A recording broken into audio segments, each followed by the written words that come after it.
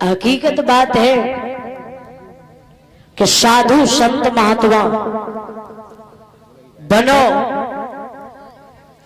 लेकिन बनो ऐसे कि अगर किसी के साथ अच्छा ना करो तो बुरा करने की कोशिश ना करो। और साधु संत महात्मा का जीवन यही होता है कि साधु संत बनने से एक तपस्वी हो जाना चाहिए। क्यों? कि ना घर से मतलब, ना परिवार से मतलब, ना किसी रिश्तेदार से मतलब, केवल मतलब किससे है? भगवान के प्रेम में। वही तो बता रहे साधु संत महात्मा यही सबसे बढ़िया है। क्यों? अगर भला किसी के लिए अच्छा नहीं कर सकते तो बुरा नहीं कर रहे। अब हमने देखा, हमने माफ करना महात्मा जी आपकी बात तो नहीं कह रहे, हमसे एक महात्मा ने कहा कि भागवत का भोजन ग्रहण नहीं करना चाहिए। हमने कहा अच्छा महात्मा जी कि हाँ। हमने कहा क्यों नहीं करना चाहिए? कि भागवत का, हम आप तो कहते हैं प्रसाद है, कहते हो प्रसाद होता। वो महात्मा जी हमसे बोले ये भागवत का प्रसाद नहीं होता। हमने क्या होता? कि ये तो श्राप का भोजन होता है। राजा परीक्षित को श्राप लगा था, राजा परीक्षित की 7वें दिन मौत हुई, तो ये तो एक 13वीं की तरह भंडारा हो गया। तो हमने कहा आप खाते नहीं हो? तो मैं नहीं खाता हूं। हमने ये बताओ तुम महात्मा जी किसके चेला हो? किसके चेला हो? जवाब दिया आसाराम बापू की। तो हमने कही अब आप, हमने कहा तुम्हें तो गुरु को बताए शर्म ना आई। हम तो ऐसे गुरुओं को नाव ना लेते। काहे? इतने अच्छे तुम्हारे गुरु थे तो कारण क्या हुआ जो उन्हें जेल की रोटी तोड़ने पड़ी? और तुम इस प्रसाद को कह रहे कि ये श्रापित भोजन है। हमने कहा हमसे कहा तो कहा, किसी से कहना नहीं। 7 दिन भगवान की चर्चा चलती, हरि भगवान का गुणगान हो रहा, और वो भोजन श्रापित हो गया।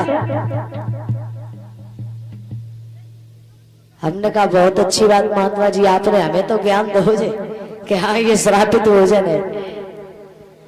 तो कहते हैं साधु संत का जीवन वही है कि भला हम आप कहते हैं कि गुरु बनाओ, और इस कलयुग की मैं बात कर रही हूं, भला हमारी सोच से तो यही है कि भला इस कलयुग में किसी को गुरु बनाना नहीं चाहिए।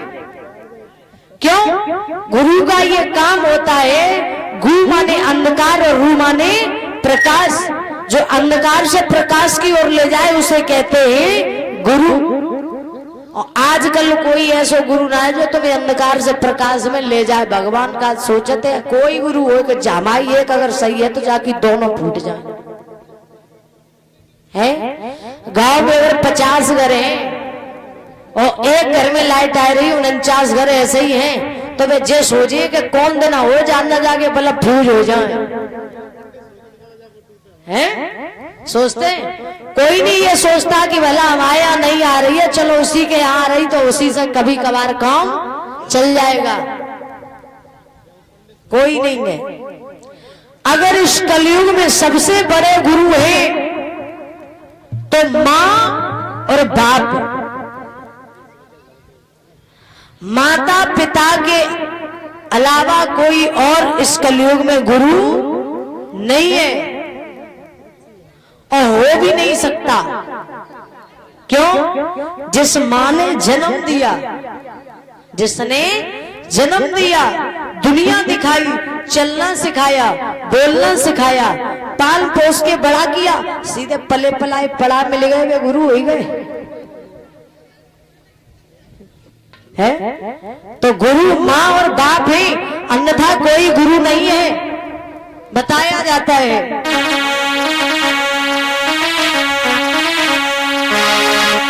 कि मिलते नहीं दोबारा माता पिता की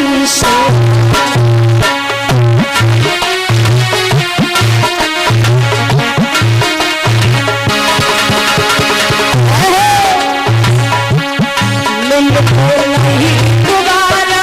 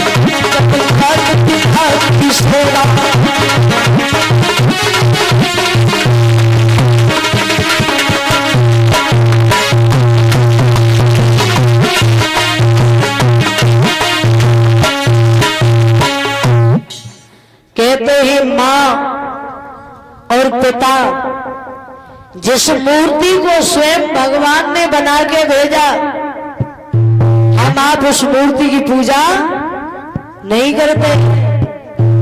करते हो ना करते? अरे भैया डुकरा ने कुछ कह दई बहुत है तो बहू का जिंदगी निकल जाए, मरे ना रोए जाए तो। हाँ कहते कि जिस मूर्ति को स्वयं भगवान ने बना के भेजा, माँ बाप बुजुर्ग हो जाते तो एक मूर्ति के समान ही हो जाते हैं, और जिस मूर्ति को हम आपने स्वयं बनाया उसकी हम आप पूजा करते हो, और जिसे भगवान ने बना के भेजा उसकी पूजा नहीं करते हैं। बोले गोविंद भगवान की करो, ये वादा है। अयोध्या, मथुरा, वृंदावन, काशी, हरिद्वार, ऋषिकेश सब छोड़ दो। अगर सवेरे उठ के सासू अम्मा के पांव छू ले दिन में अगर एक बार, तो पीठ में हाथ फिराए, कहेगी अरे भैया सदा सुखी रहे। कहती है तो वह मूर्ति तो आशीर्वाद देती।